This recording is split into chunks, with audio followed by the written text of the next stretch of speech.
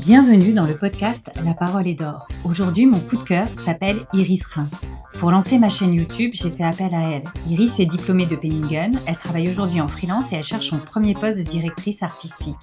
J'ai adoré collaborer avec elle, elle est calme, à l'écoute, créative et structurée. Elle comprend vite les besoins, elle pose les bonnes questions et transforme une intention en quelque chose de clair et esthétique. Alors j'ai eu envie de lui donner la parole parce que parfois, il suffit de quelques paroles pour déclencher une collaboration. Bonjour Iris. Bonjour Olivia. Tu as 25 ans, tu sors de Penningen, tu travailles en freelance aujourd'hui et tu recherches un poste d'EDA. Alors raconte-nous, déjà enfant ou adolescente, est-ce que tu étais déjà créative et pourquoi Penningen? Alors oui, enfant, j'étais déjà très créative. Je faisais tout un tas d'activités, que ça soit dans le domaine du sport, de l'art, du théâtre aussi. Donc c'est vrai que c'est quelque chose dont j'ai toujours eu besoin pour dépenser mon énergie. Et puis, pourquoi Penningen? Parce que lorsque j'ai eu mon bac, j'étais persuadée que je voulais pas, du tout travailler dans le milieu créatif, plus tard.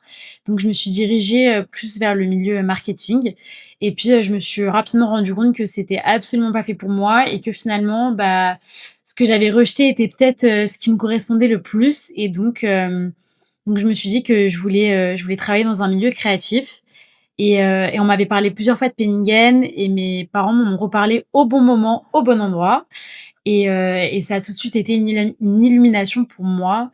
Je me suis dit que c'était absolument ce que je voulais faire et donc je me suis inscrite juste avant le covid et puis j'ai fait la prépa et j'ai eu les concours et donc je suis rentrée, en direction artistique à Penningen. Bah oui, parce qu'il y a un concours difficile et donc tu as Ouais, réussi ce fameux concours de exactement. Penningen. Ouais. Quels seraient les 3 mots pour décrire ton univers? Alors, si je devais décrire mon univers, je dirais qu'il est coloré, qu'il est éclectique et puis, je dirais aussi qu'il est personnel parce que finalement, je laisse toujours une partie de moi, dans les projets que je fais. Heu, J'essaye de mettre, l'émotion que les gens, déclenchent en moi. Un projet dont tu es fière ou que tu as aimé faire? Ben, je dirais, mon projet de diplôme parce que, ça a été, le plus long, le plus dur aussi, le plus éprouvant et puis, c'est ce qui m'a permis de clôturer, 5 belles années, de dur labeur et puis ça a été vraiment du début jusqu'à la fin, c'est-à-dire de la note d'intention à la création, d'un stand, qui doit représenter notre univers, qui doit mettre en valeur notre projet et c'est un projet du coup qui a duré une semaine entière avec, un jury, ouvert au public et cetera. C'est vraiment une expérience, complètement dingue, mais j'ai énormément, aimé et puis j'ai aussi, pu parler d'un sujet qui m'intéresse, beaucoup et qui fait beaucoup parler les gens, qui est sur, le baiser. Voilà, il y a Ouais, plein de choses à dire sur le baiser. ouais et ça, bah, c'est un sujet, original. C'est un Exactement, grand classique original, ouais, et ce projet, on peut le retrouver sur ton portfolio, je crois, hein? exactement sur mon site, mon portfolio. Aujourd'hui, tu travailles sur plusieurs projets en freelance. Comment tu travailles quand tu reçois un brief? Alors ça dépend, mais généralement, ce que je fais, c'est que je vais, dans ma bibliothèque, d'inspiration.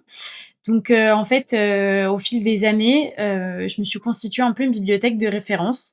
C'est-à-dire que dès que je sors, que je vois, des choses que j'aime dans la rue, dans des expositions, chez des gens, au restaurant, peu importe, je le prends en photo et puis, je le range dans cette, fameuse bibliothèque, sur mon ordinateur et donc je vais piocher dans ça. Puis évidemment aussi je vais piocher, dans une autre bibliothèque bien plus connue qui s'appelle Pinterest, voilà, qui est très utile, quand on l'utilise bien, et également une autre qui s'appelle Cosmos qui est un peu, la grande sœur de Pinterest et puis une fois que j'ai nourri, mon cerveau, j'attends quelques jours parce que le cerveau réfléchit toujours, tout seul dans son coin, quand on fait d'autres choses et généralement, j'ai un élan de créativité qui me prend au bout de quelques jours et donc je me saisis d'un crayon et d'une feuille de papier et puis, je fais plein de croquis et voilà et j'adore faire avec un crayon, sur une feuille de papier parce que je trouve qu'on est beaucoup plus libre de ses mouvements, de son poignet,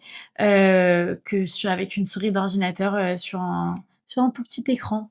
Et si une agence ou une marque nous écoute, qu'est-ce que tu souhaiterais apprendre au sein de leur entreprise? En vrai, je dirais tout parce que, j'ai déjà pas mal d'expérience en tant que freelance. J'ai commencé la freelance quand j'avais, 16 ans et j'ai énormément appris. J'ai pu travailler avec plein de domaines différents et c'est toujours, hyper intéressant et passionnant de rentrer dans plein de types, d'univers. Mais en fait, je connais pas vraiment le milieu en entreprise et c'est vrai que ça me titille, de découvrir, tout cet univers-là, les travaux d'équipe où chacun peut apporter, sa patte, chacun peut se nourrir des autres et faire de grands et beaux projets. Merci beaucoup Iris pour cet entretien et de nous avoir dévoilé un peu de ta personnalité si créative. Merci à toi. Merci à toi, Olivia. C'était un podcast de la collection La Parole est d'or. Nous vous invitons à liker, vous abonner à la chaîne et à nous laisser vos commentaires. À très bientôt pour un prochain épisode.